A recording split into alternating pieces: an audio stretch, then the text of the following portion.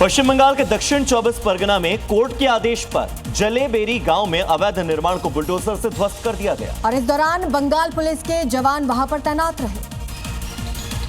देखिए, एक दो नहीं, इस गांव में तीन बुलडोजर से अवैध निर्माण को तोड़ा जा रहा है।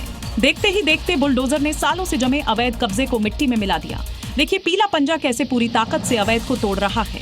बताया जा रहा है कि वेटलैंड की जमीन पर गांव के लोगों का सालों से कब्जा था।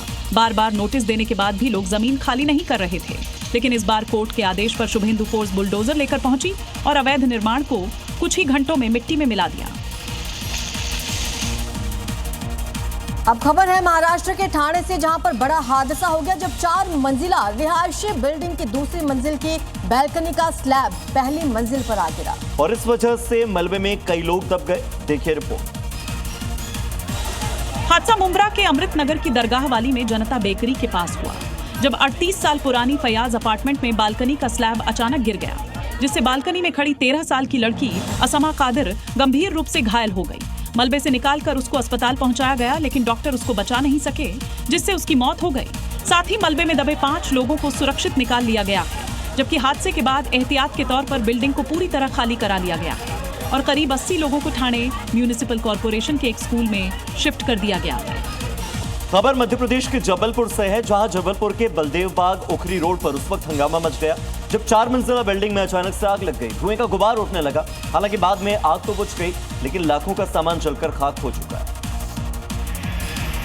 बिल्डिंग में आग तीसरी मंजिल पर लगी, जहां टेंट हाउस का गोदाम था। गोदाम में शॉर्ट सर्किट की वजह से आग लग गई, जिससे गोदाम में टेंट और कपड़े जैसे ज्वलनशील सामान होने की वजह से आग तेजी से फैलने लगी, जिसको कंट्रोल करने के लिए फायर ब्रिगेड को बुलाया गया।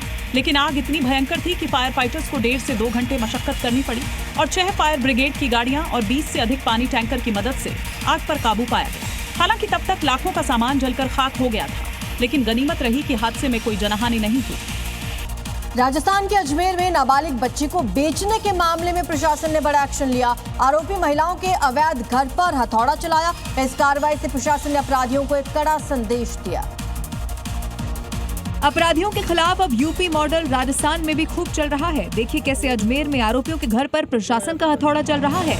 जिन मकानों को तोड़ा जा रहा है वो नाबालिग लड़की को बेचने के आरोपी रोशनी खातून उर्फ नूरजहां और अफसाना उर्फ बिजली के हैं।